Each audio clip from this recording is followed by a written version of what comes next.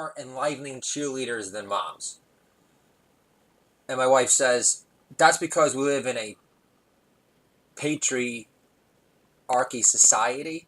Funny. I thought it's because our children cared more about our opinions. My bad. Good morning, Alexa. Is there a blue wave this morning? You're not smart enough to play Wipeout, are you?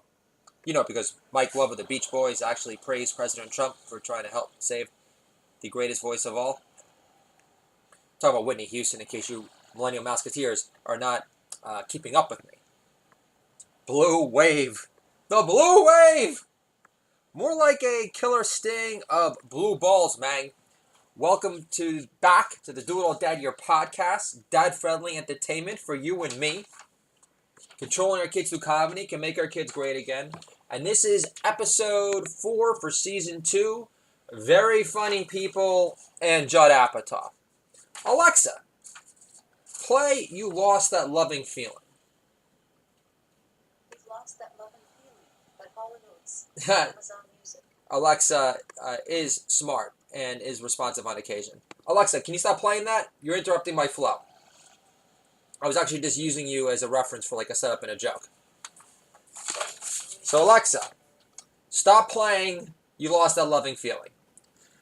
But earlier this morning, I say, Alexa, play You Lost That Loving Feeling. And my wife says, are you trying to say something? And I said, talk to your thighs, not me, babe. Alexa, enough! Off! No more loving feeling! Goonish! Give it a rest! Alexa, you're pissing me off. Stop playing. Do It All Dad Saturday preservation tip. Never, ever buy goldfish for your kids. They get everywhere, like Cheerios, and you'll resent your kid's existence for picking up after such 80s has-been, never great to begin with snacks. Alexa, please stop playing Elvis. Thank you. I just learned this morning. Bill de Blasio let 900 NYC prisoners vote for the midterms this year. But President Trump is in favor of prison reform and lowering jail sentences for first-time drug offenses. So I'm not as offended as I should be in this instance, Big Bird. No one ever talks about it, but Bill de Blasio's wife, before they got together, she's African-American, was a full-blown, I only mention that in order for you to understand the full flavor of my punchline around the corner. But yeah, he's married to an African American, and she used to be a full-blown Park Slope lesbian.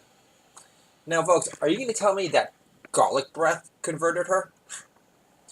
Last time I checked, we're also talking about a mayor who actually eats pizza, a New York mayor that actually eats pizza with a fork and knife. So can you honestly see Big Bird burying his beak into her bean pie with such sloppy, reckless abandon? Take that, polarizer. I hate lime seltzer. I hate it.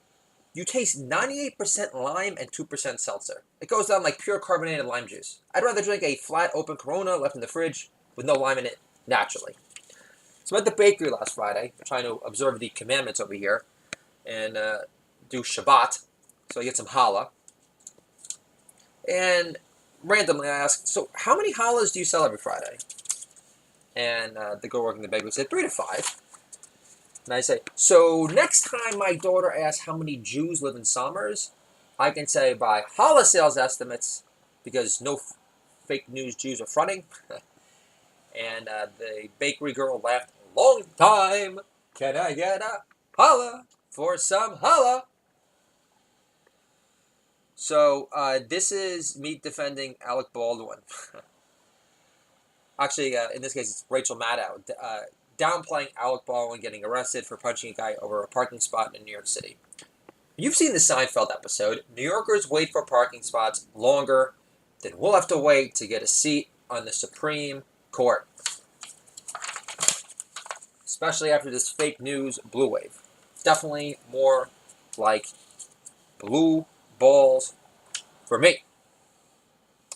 Not that I have blue balls, because I'm Rachel Maddow.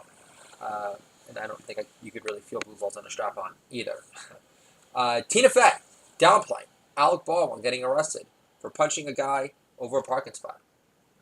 Alec is making toxic masculinity great again. Plus, I can't tell him how to act in real life. Do I look like Kim Basinger to you? I've always liked Tina Fey. I wrote a 30 Rock ages ago. It made me a recommended writer on TVWriter.com called The Kings of Comedy. But we're talking light years ago, when they used to live in Brooklyn and Park Slope. Back when Lena Dunham had much skinny arms and wasn't so full of herself. It's Love Your Lawyer Day, or it was last week, because divorce rates are through the roof because countless men refuse to have their opinions neutered at home in the pursuit of making their sex lives above average great again. Can I get another holla for some holla? So, Hulk Hogan, Thunder Lips, Mountain of Desire is now being welcomed back to the WWE with open arms. Peter Thiel is now bending over backwards to compliment President Trump again, who was the only first openly gay person to ever speak at the Republican National Convention. Alec Baldwin is freaking out over a parking spot because he's too cheap to use a garage. Johnny Depp looking worse than Hunter on his worst day. All I gotta say is, USA! USA! USA! Can I get another holla for some holla? Google walkout. Dun, dun, dun. Do you have any idea how good they have it? You're protesting against what again? Oh, that's right. A private arbitration case, which was already settled from a guy who invented the Android, who created your jobs in the first place. Got it. Happy doodling. Dave Chappelle and Jon Stewart are doing a comedy tour together. That's so adorable. Jon Stewart opens, I do benefits for New York cops. They love Trump. Not so much Obama. Comedy Central felt the same way when they re-signed Trevor Noah for the foreseeable future, despite him getting my initial blessing, which they obviously regret, because less people watch it than The View. A joke defense for Oprah. Reporter for Breitbart asks Oprah, was Seal lying about you knowing about Harvey? Oprah replies, no, fake news. But I did convince Harvey's wife to leave him to focus on her lifetime battle with amnesia. Never read articles. I never read articles from CNN. Ever. But this is too much. Article says, Trump took advantage of his role as commander-in-chief for ordering more troops to the border. Just like giving the PLO a gift package on your way out the door. Maxine Waters downplaying Alec Baldwin, hitting a guy. That was a reference to Obama, in case you Millennium Musketeers are still not with me exactly. Obama. He's unbelievable. He's slipping and falling and can't shut up. He's slipping, falling, and can't shut up. I remember reading Obama saying that, he does not miss being president at all whatsoever. Because now he could hang out with Malaya in Harvard and get stoned and act like a fake news deep biracial Marley. Can I get another holla for some holla? This is the Obamas for Thanksgiving this year. It's Obama. Hey Malaya, you barely touched your tofurkey. Malaya says, Daddy, why did you let me intern for Harvey Weinstein again? And Obama says, but Malaya, Michelle was your official chaperone on the set, and that fat Jew couldn't pin down Michelle if he tried.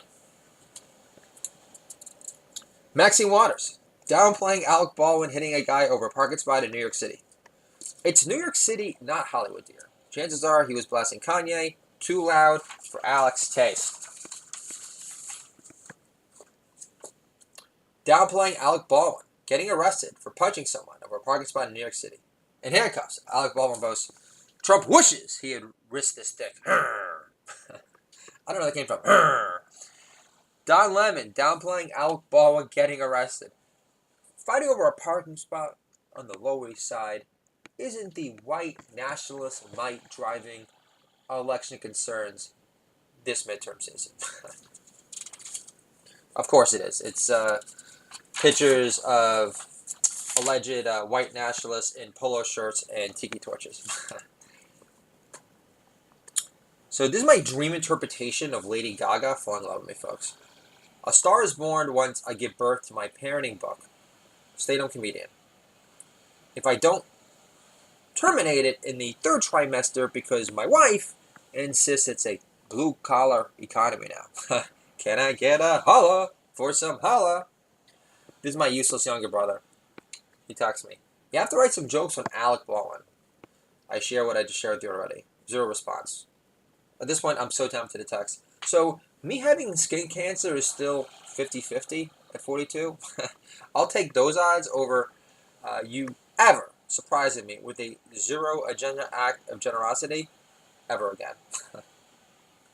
My younger brother. After my third kid was born, Samuel Teddy, my brother, who did not visit in the hospital, but came afterwards,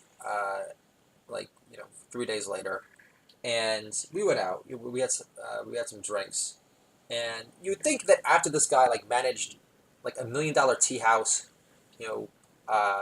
basically got my parents to give him future advance wedding money so he could finance his lifestyle up a restaurant in Colorado, who at that point spends $100 on Pinot Noirs, not even knowing the difference between an American Pinot Noir and freaking Burgundy from France, just so I act and feel like a big shot. So you would think that someone that has experience under his belt would have some level of sophistication and would not go to a nice restaurant, bistro, down the block from where I live, and I order Woodford Reserve Class in a Glass, very nice bourbon, and ask the bartender to put Angostura bitters in it. Makes no sense. And our mom is from Kentucky. Growing up, my mom would say, son, outside of whiskey, Kentucky's known for two things, horses and pretty women. I'm like, Mom, keep your sundress on. Before you tell my dad talking like Seabiscuit. Can I get another holla for some holla? Yeah, my mom likes to pump up her Southern background, which I think is great, but, I used to like Hunter S. Thompson before he killed himself. He's a kid, so, you're a fucking degenerate. I don't care that football season was over, and he was boys with Johnny Depp, so. But he's friends with Warren Zevon, and I like Warren, but Warren also did songs about beating women and not wanting to talk about it, so I don't really know what a great guy he was when it's all said and done. And, Warren Zevon also, I just understand why he wasn't bigger, so I think that he pissed off even the degenerates in Hollywood and Rapewood. So I don't know what the hell happened to Warren Zevon, but his last album's the best. It's called The Wind. He's got a song called Disorder in the House. Disorder in the house. The doors are coming off the hinges. And Bruce Springsteen plays the guitar with him, and they played so loud they blew out the amps, which I think is really great. He was also good friends with Billy Bob Thornton, but Billy Bob Thornton seems a little creepy too. So but there's also a version of Knocking on Heaven's Door that you could easily make an argument is the best because it's the most chilling because he's literally on death's door when he sings it. So you could definitely make the argument that it is a superior version than the Guns N' Roses remake of Knocking on Heaven's Door, without a doubt. So, but I was talking about Warren Zevon, and my kids love dancing to Werewolves of London, and of course, Excitable Boy, they love. And, he's got a lot of hits, and he's really a more approachable, just as funny, just as sardonic, more accessible version of Randy Newman, when it's all said and done. And Lawyers, Guns, and Money, of course, is great.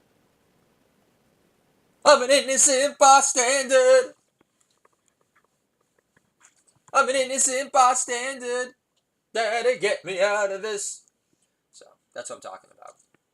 Wish I could sing, folks. Yeah. And he was friends with Judd Apatow as well. And Richard Lewis. He was also in a band with all these other novelists like Stephen King and also Matt Groening from The Simpsons, which I think is cool. He loved Norman Mailer. So he was a big reader. So you say Warren Zevon was a more literate musician than most. So eventually I'll figure out why I'm talking so much about Warren Zevon. I mean, he definitely, I request him a lot on Alexa. Yeah, I got to be honest with you. Also he wasn't Jackson Browne, and Jackson Browne was the guy. My wife is calling to the podcast. Well, If there's a way for my wife to ever get into be a part of the podcast, actually listen to it, I can pick up her phone call in the middle of it. Because I know she's not going to listen to it on her own. Hey, babe. Hey, you're on the podcast for the first time. Congratulations. You're on the Do It All Dad Year podcast. So we're in the podcast, so we'll let you get back to your podcasting. Do you have a special message for my audience? For episode 4, season 2, Very Funny People and Judd Apatow? No, we're just going to miss the Trader Joe's and you would see if you wanted anything, so it's just not that exciting. Okay, I understand. So, any other messages for my audience? Okay. Any other strokage you want to do in my honor? Have fun with the big guy. Okay, all right, I'll take it. She sounds great, doesn't she? The angelic voice. My daughter inherited. Not my annoying Jewy one, that's for sure. So I'll talk to you soon, babe. Love you. All right, love you. Bye. Bye.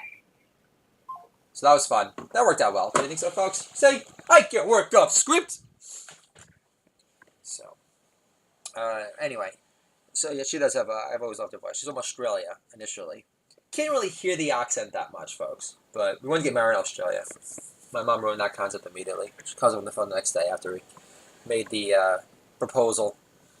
And my mom says, son, Australia's a very long flight from New York. And your father doesn't love you that much. So our compromise, the compromise that I made with my wife, I go, babe, listen.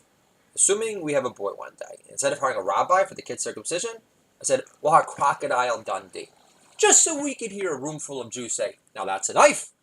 You could chop it all off with that thing. For the record, folks, I am off the Adderall today, and I think that's freaking phenomenal. Hey, hey. I'm really off the Adderall. Hey. So, my wife hates it when I do that. That's voice. But I just can't get myself. Hey. I guess I'm pretty giddy. So it was my daughter. We were in Connecticut. We were in Greenwich, Connecticut, which is the most expensive summer in America. My new vision is for my book, The Stay-at-Home Comedian, to become the #1 parenting book bestseller of all time, New York Times bestseller list for 2 more years. 2 more years. 2 more years. And then we write the follow-up book, Birth of a Pescatarian Comedian, Pescatarian Diet, plus Heaps of Funny equals One Happy Family. And that is a book where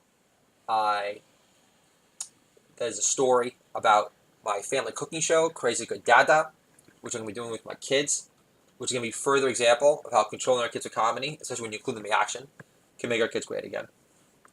And I want to do this because I've reached the conclusion in life that my kids are superior company than most, adults included.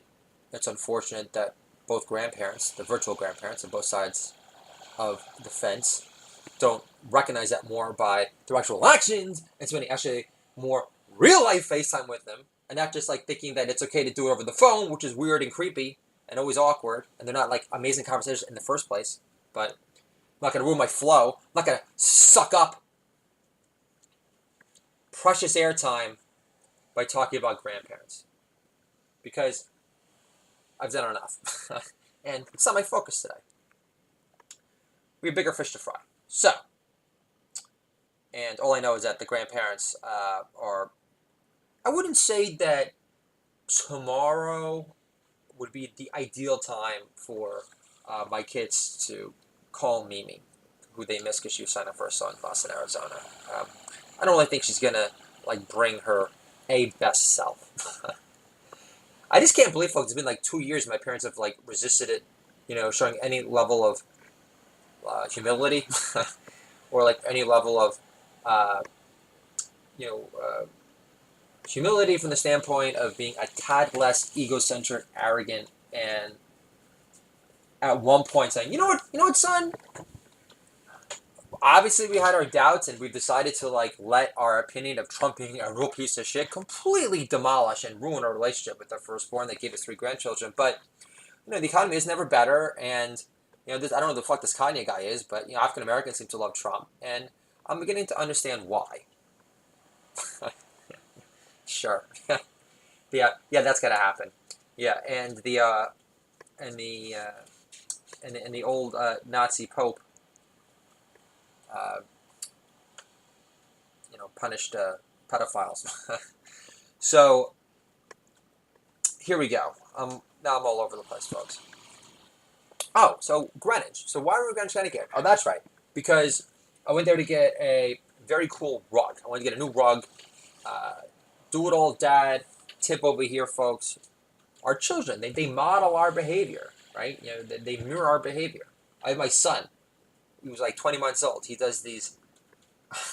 They look more like half-formed downward dogs, but trying to do push-ups. It looks like he's like dry humping the floor. It's like really cute, but he's mimicking me, and that's a great thing to mimic. My dad smoked cigarettes, so of course I smoked cigarettes when I was younger. It was very stupid, His dad smoked cigarettes, so that's what he did. So so it's never too late, folks, to replace bad habits with good habits. And when you have kids, to make sure that if you're gonna continue your bad habits, you just do it not in their presence. So that's my 2 cents there, folks. But so we're in Greenwich because we're heading back from Stanford. It's not like I have like country club friends. It's like I'm friends with like Mad Dog, who lives in Greenwich, and it's like we're like a tennis date at 3 in the afternoon on a Sunday. But we were passing back through Greenwich, and we were hungry, so we discovered this pizzeria. Had like the best Sicilian of my life. So, and we saw there was this park across the street. And my kids really wanted to check it out. I said, I don't know, it could be a private school, but we'll give it a shot. And as we got closer to the park, my 7-year-old daughter says, because there were like 2 people that were already there, and my daughter says, yeah, they don't look very rich. I think it's a public park, Daddy. So, my daughter's 7. She's hilarious. So, but before we went there, my son asked, he goes, Daddy, what's the difference between a private school and a public one? And I said, feeling like a zero for not having enough zeros in your bank account to afford one in Connecticut, bush country. Can I get a holla for some holla?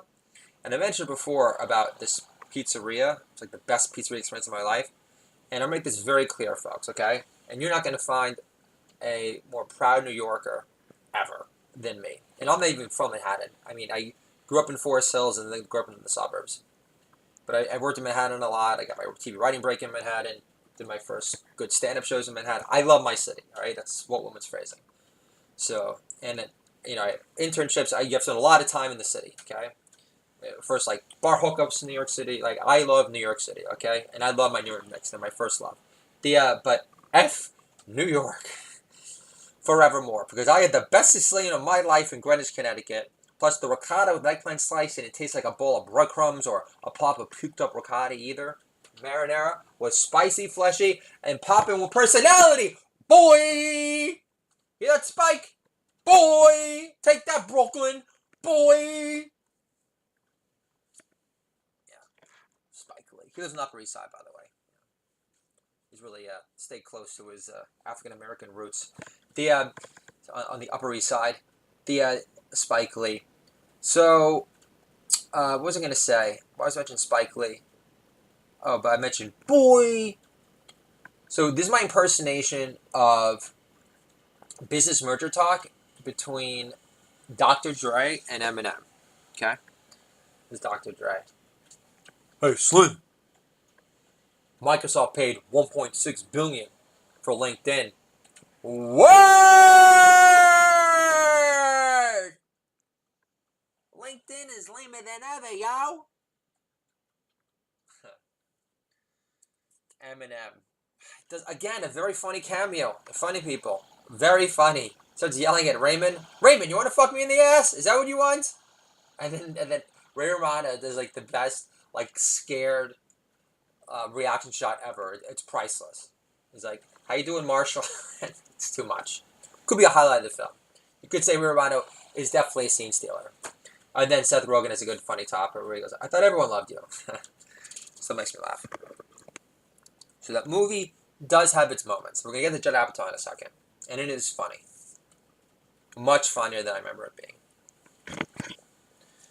And Ray Romano, that was just priceless in that moment. But Eminem, obviously, has got a little cray-cray, as my daughter would say. since Trump became president. Even he's jumped in the, Trump is a Nazi. Trump is a Nazi. Trump is Hitler. Hey, last time I checked, folks, when Donald Trump bought Mar-a-Lago, he actually lifted the lifetime ban on Jewish membership. Slim on fact shady. Can I get a holla for some holla? So this is my 4-year-old son, Archer USA, calling my grandparents this weekend. Okay? Papa, my father, picks up the phone. It says, "Who is it?" I overheard this because it's on speaker. Papa says, "Who is it?" And my son, in a real angry tone, says, "It's me, Arthur." Are other 4-year-olds calling you on Sundays for Boy Scout donations? Should we try again so your embrace is less distant creepy? Out of work music executive, defending his stonaways in divorce court. My wife beats me up, Judge. At least on weed, it slows down the action and I can defend myself better like Neo in The Matrix. My impersonation of James Woods. Had lunch with Oliver last week. What else am I going to do? Watch more Storm is Coming videos on YouTube? Can I get a holla for some holla? The Great Awakening will come soon, folks. Will come soon. You don't know what I'm talking about? Google it then. The Great Awakening.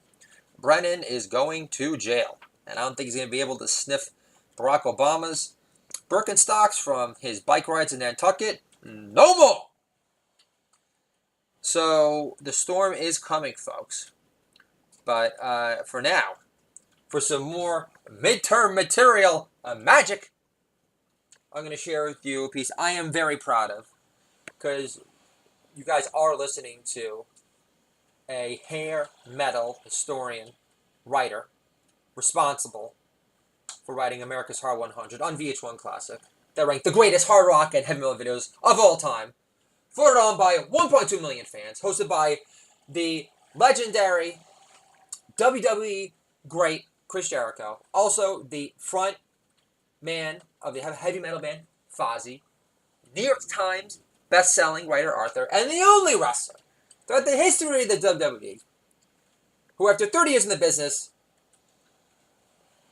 that's still rock hard. That actual line was literally my first intro that I'd set up for him, and Viacom approved it, and he would not do it. He felt the ghost, not the ghost, but he felt the presence of Vince McMahon grip his ballsack and threatened to shove them down his throat for breakfast, lunch, and dinner if he dared to utter a steroid line. And so that was too much. That was too much. And then I found out later in the broadcast, Chris Jericho was a super cool guy, and he really liked my material. It was a real thrill for me. Total heavy metal high. And then at one point, I found out that his father was a professional hockey player in hockey. I'm like, okay, that makes sense, Chris. That explains why you're Chris Jericho, and I'm a knock-knee Jew that couldn't dunk a basketball if my life depended on it. Can I get a holla for some holla? Holla! Oh! I like that. I like that addition, folks. So, I am feeling extra loosey-goosey today. Good riddance Adderall. Again, midterm material. Ricki Rocket. This is Ricki Rocket from Headbangers Ball as a political pundit on Fox News. These midterms are a vote for revival of our paradise cities or stopping the youth gone wild from breaking the law, breaking the law, breaking the law, breaking the law. So this is me explaining what Eye of the Tiger means to my 3 kids over Rocky 3 Saturday night. It's a stare, kids, which screams all business. It's doing what you gotta do. Like mama, once a year on her birthday. So this is Obama downplaying Trump's border order. Got a gift for Ron, I know. It's a stunt. Your president isn't concerned with securing the border, legal immigration solutions, or building a wall to keep out non-vetted undesirables. Trump just watched Red Dawn one too many times. Obama, again, downplaying Trump's border order. It's a fear-mongering stunt. I would have deployed 10, 15 Hillary Audi 5000 Terminator drone models tops.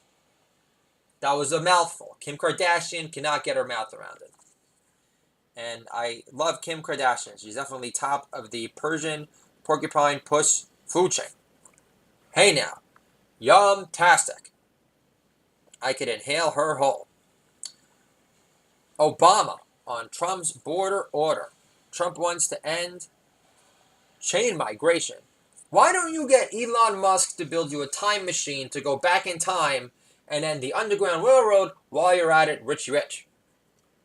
Obama downplaying the migrant caravan at a midterm rally. It ain't so bad. It ain't nothing. None of you saw Rocky 3, did you? Forgot I wasn't in Mr. T country back in Sweet Home, Chicago. That's not very convincing, is it, folks? Mr. T actually lives in Lake Forest. His daughter went to my school. Just to piss off his white neighbors, he cut down all his trees. I love that story. Obama on Trump's border order. Trump, that's where John Hughes lived, Lake Forest. It's like the Gentile version of Scarsdale in the North Shore of Illinois. Trump hates the American dream. And the movie Class took place there with Rob Lowe. Trump hates the American dream. Sure, it's made him a morally bankrupt billionaire, but who gave you Obamacare? The Iran deal. And got Roseanne's fat ass fired from her own show. That's right. My live-in Arabian horse whisperer, Valerie Jarrett, that's who. I'm sorry, folks, but that joke definitely deserves another. Can I get a holla for some holla? Obama. I'm so sick of Obama. He's slipping and falling, can't shut up. Just like clam bake somewhere. Just disappear. No one wants to see you anymore. He does look permanently stoned these days, folks. He is shitting in his pants. Also, you ever want to really have fun with any Obama liquor that insists on sucking off his fake news tremendous aura legacy to the last dying breath? Just say, okay, resistor. So if Obama was such a big baller, right? Such a great basketball player. He was such a big baller. Then why did he ride the bench at an all-Asian private school in Hawaii? That's a true story. Went to Punahou on the Big Island. I know that because I had a roommate at Lake Forest, Michael Kowal, who went to school with him, and my old girlfriend, Summer Lamb, who I professed my deep feelings for on this podcast before on the episode Coming to Terms with My Ex-Social Life Pre-3 Kids. Summer was the best. Very special girl. It just, it killed me. I was never able to say I loved her back, even though, I loved everything about her. The only woman I've ever been able to say, I love you, and literally feel like the walls pulsate with, crazy, this is her, she's the one energy was with my wife. I literally felt like I was tripping on mushrooms. You guys might think I'm full of shit, but it's true. When we first met, I would literally, call me Fago, I don't care. I don't care. But I would literally cry. We'd be hanging out, I'd say, I'm so happy. I don't think I'd say I'm so happy to be in love with you. I just said I'm so happy. And it was because I was in love, so. Always a positive sign, folks. That she's the one if you're crying. And it's not because, she, was able to inhale, Thor whole or, agree to a menage, but just from hanging out alone. And this is during, the prime of your sweaty sex period, where the bed actually elevates despite your just constant poundage downward, which defies all laws of gravity altogether. Do I sound like a caged prisoner in Oz that hasn't been able to get it on sometime? I think so.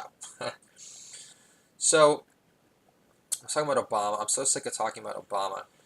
So, we're talking about my daughter. So we're in Greenwich, Connecticut, and we pass by these gorgeous estates. The property's just insane. And at one point, I went home. So that was what my kids did, dream big. Trump says think big. I'd say dream big, dream bigger. Dream as big as you can.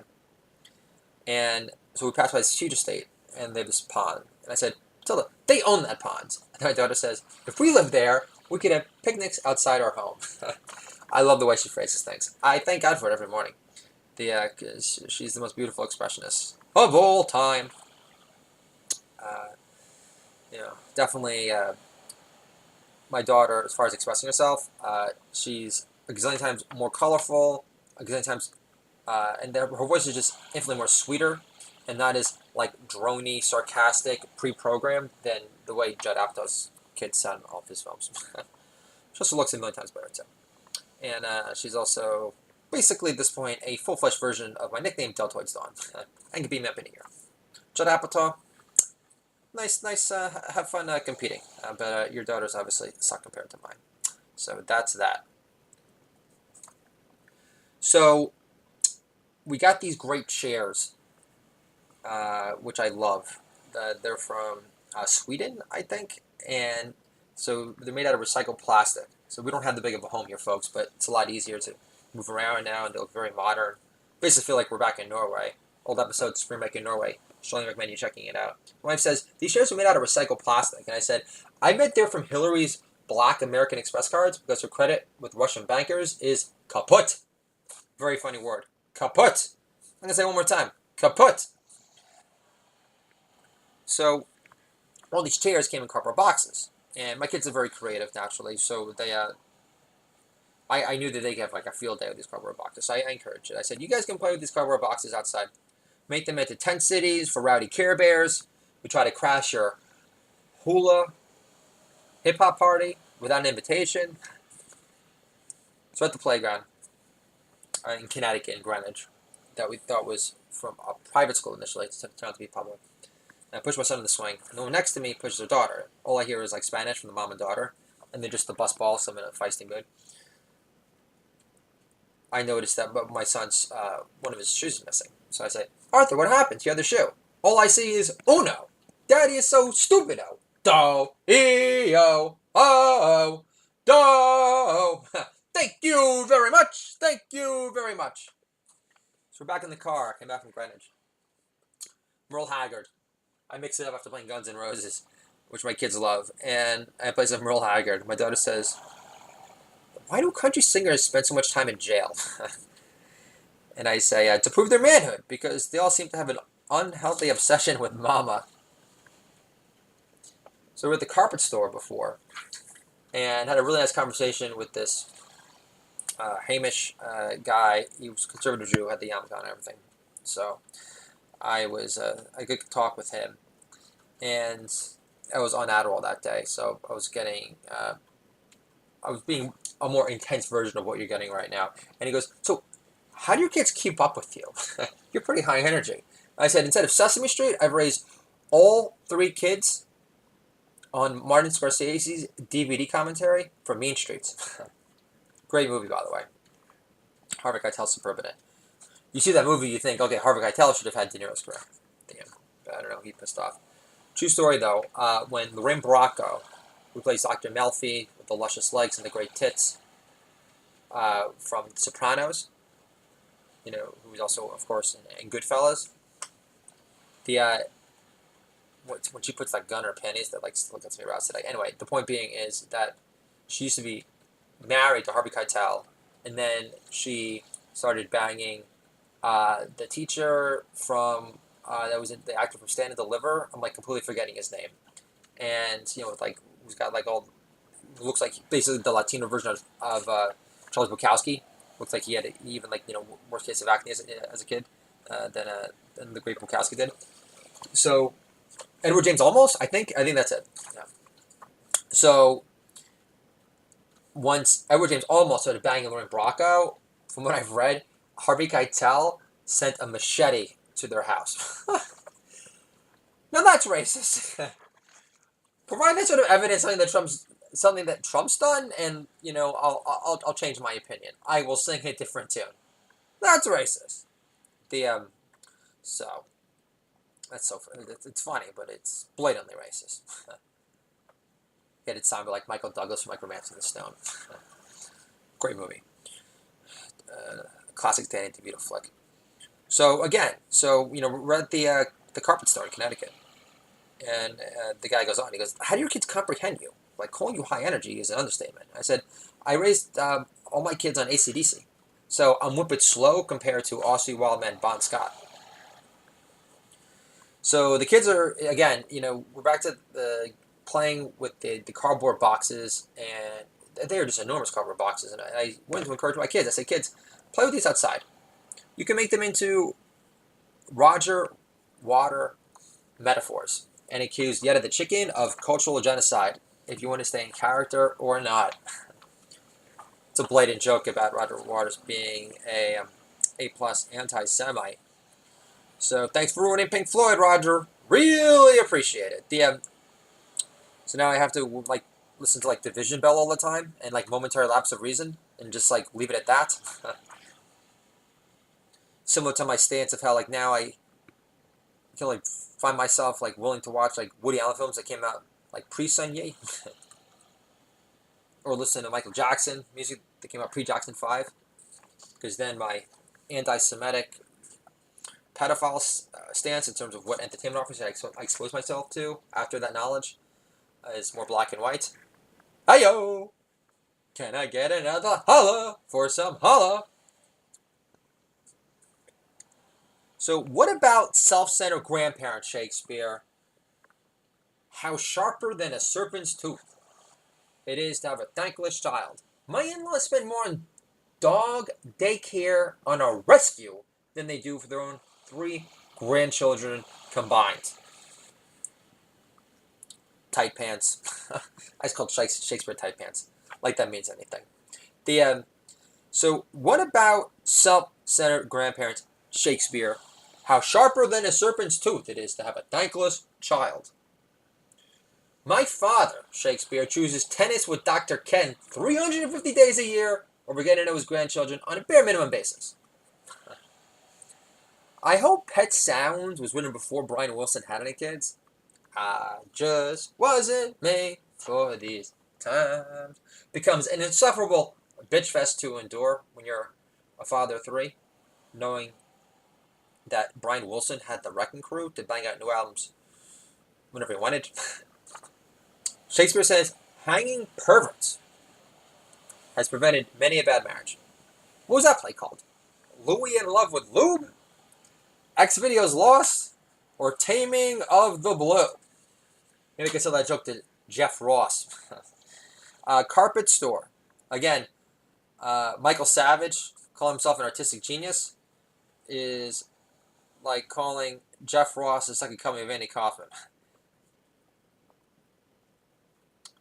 So, at the Carpet Store, so the last time I'll mention it, I read this book, or like I read like on like Goodreads. Like that's my thing. I read summaries. I don't have time to read entire books, even though I'm getting up like 4 o'clock in the morning. Not bragging about it, just trying to get into my Howard Stern character. And no, it's just because it's an opportunity to get some work done while my kids are sleeping. So, Carpet Store, and it helps when you're not smoking the ganja anymore. Big time. So, Carpet Store. Again, nice Jewish store owner. We started talking about the Jew thing. And at one point he goes, well, technically speaking, your kids aren't Jewish. And I say, because my wife didn't convert out of old school Yenta peer pressure alone and refused to kick Jesus to the curb for me. Got it.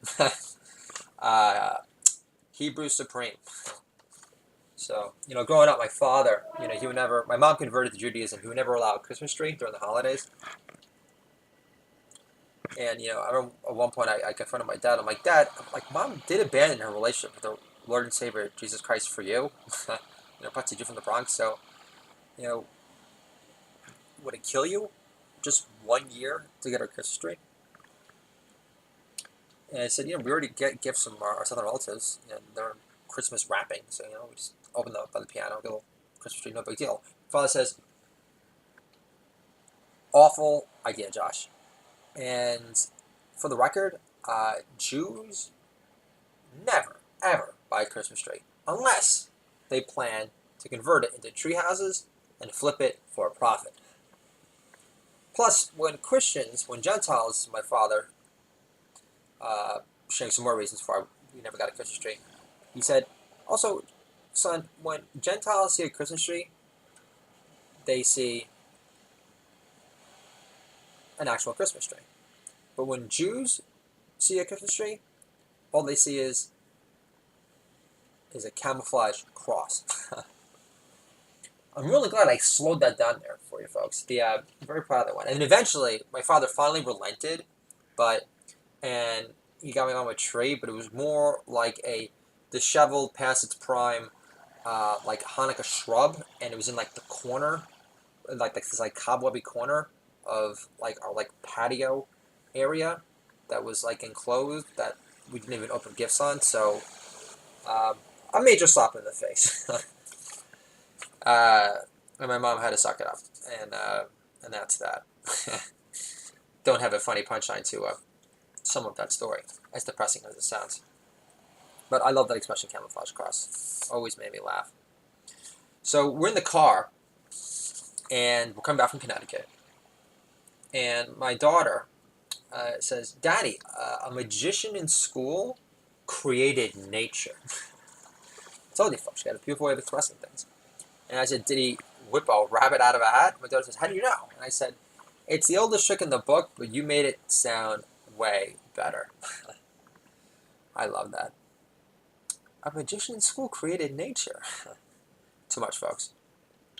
So, this is my 4-year-old son refusing to be depreciated. Big sister Matilda, 7-year-old sister, says, "You're not doing the hip-hop hula dance right." And this is my 4-year-old son, slash younger brother, saying, "Shut up, I'm doing it perfect. Pound salt, Paul Abdul." We're back in the car. Lady Gaga plays. Daughter's a big fan. I loved A Star Is Born. I recommend it. I think it's going to clean up. It's going to win every award. It's my prediction. And Dad's made me cry. Plays dad. So 7-year-old daughter. My Matilda. My own. It was in the song Disco Stick. Her knows in trouble. And Dad says, "Daddy, what's a disco stick? Is it a memory stick that glows in the dark?" And I said, "Or an unwanted prick on the dance floor behind you? Can I get another holla for some holla?" So, to end things, folks, I wanted to talk about, I mentioned the expression midterm material, and I only give you one sample serving, but this is the remainder of Headbangers Ball VJ Ricki Rocket on Fox News today. These midterms are a vote for either Nancy Pelosi, save me, or the children cry, or for money talks and ball breaker. These midterms are a vote for past its prime Europe, or a clean and sober, revitalized 90s Aerosmith on the up and up again. These midterms are a vote for sober reasoning, or CNN insisting Trump cancel Motley Crue's appearance at the White House because Tommy Lee was too alt-right for his taste. These midterms are a vote for law and order, or else nothing else matters. These midterms are a vote for we're not gonna take it, or this same old pyromania situation because, oh, Berkeley's on fire. Oh, Berkeley's on fire. I'm ruining my flow. These midterms are a vote for nothing but a good time. How can I resist? Which is a far cry from Dick Cheney's Iron Maiden years. Take that, Dennis Miller. These midterms are a vote for revival of our paradise cities, or stopping the youth gone wild from, you've heard it before here, folks, from breaking the law, breaking the law, breaking the law, breaking the law. These midterms are a vote for something to believe in, or more big talking. The end. This is the Do It All Dad Year podcast. Dad-friendly entertainment for you and me. Controlling our kids through comedy can make our kids great again. And I called the episode Very Funny People and Judd Apatow, because I watched the movie Funny People and I haven't seen it in ages. And I love the ending to that movie, because in the end it's all about, inspiration. And what I mean by that is the spark to create and develop new material and to, use what God gave you. And to, in this case, for comedians, like, once they find they have that gift, I love that. There's a line earlier where Seth Rogen's trying to convince the RZA, who did the soundtrack for Kill Bill, by the way, he tries to convince him to go to like a bringer show. And he's like, no, man, you were awful last time. It was like, you sucked. It was awkward. And it's like, no, I've gotten funnier. And it's so true because I tell my kids this: you're working at any muscle, like you're gonna develop it, But if you don't use it, you lose it. And it's so true. It's a great message for the Dual Dad Year podcast for any dad to impart to their children. Repetition. Derek Jeter, broke Pete Rose's, hit record. Still always took batting practice. So of course, there's no substitute for clutchness. And I think, back when I saw funny people, I think maybe I didn't laugh at it as much because I felt like more in competition, a bit more like secure in my own skin now, knowing that within less than a year, where I've been more or less off the ganj, I've literally amassed like 25 hours of material of, I think, some borderline, like A minus material, like laugh on stage material, which I'd like to put together sometime this century if I could get an agent. Help me put the act together, and an agent that could hire a well-vetted nanny so I could make some noise, but not complaining about this current situation, folks. And Don Rickles, last time I checked, basically had a decade for 5 decades off of 1 hour. So in good shape. Started sending out queer letters this week, folks, for my book, Stay-at-Home Comedian, my parenting book, Controlling My Kids Through Comedy. I'm very excited about it. We're excited to write the next book. Very excited to launch this cooking show. Pretty sure I mentioned it before. Crazy Good Data. It's going to be the first ever family comedy cooking show of its kind. And we're going to be promoting the glories and wonders of the pescatarian diet, the original Super Jew Jesus diet, which consists of cheese and fish. And, of course, my father's going to be watching this, and I'm going to be mentioning the original Jesus Super Jew spiel. My father's response every time is going to be this: hammer another stent in me! I'm dying over here! So, and with Judd Apatow, and he's not listening to this podcast, but I sent him a tweet saying that I love how the way that he promotes and represents the comedy art form as well as he does. Politics aside. And then into that movie, Judd Apatow is perfect. But you can go fuck yourself for not liking that tweet or using it as an opportunity to engage in some sort of, friendly banter.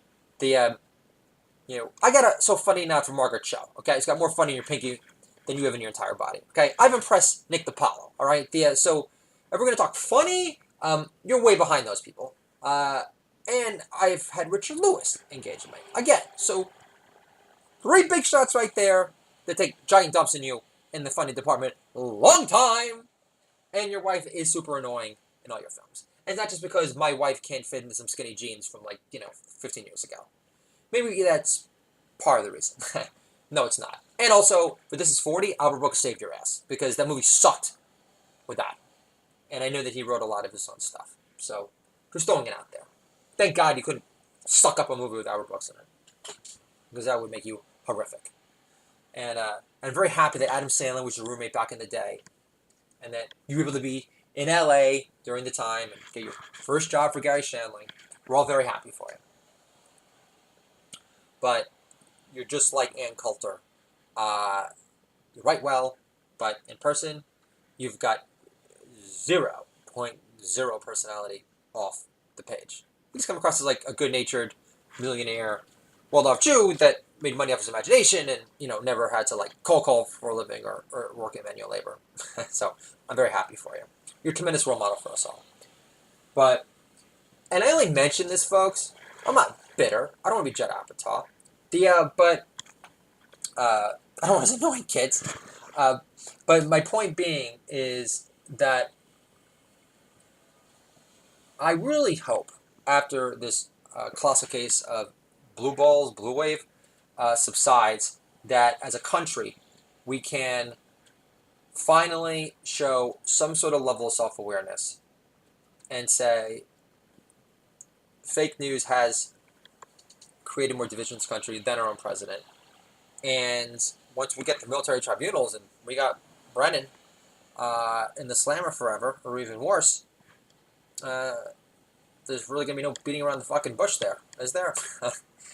The writing will be on the wall. And at that point, it's either you're for America or you're against our laws and our Constitution and the American family and everything that like makes our country great. I mean, like, do we really want to live in a country where we normalize the media to call our president Hitler? I mean, are you kidding me? Hitler? I mean, 6 million Jews is just like the tip of the fucking iceberg, folks. That's the tip of the iceberg. Look at all the Russians, the gays that weren't Jews, the gypsies. I mean, it's never ending. So, and you think Hitler would let anyone? You think Hitler would let Don Lemon talk trash about him and let a gay black so-called journalist like get away with it? Are you kidding me? Yeah. So I just really hope that we get some perspective, and I firmly believe that these midterms are going to prove that America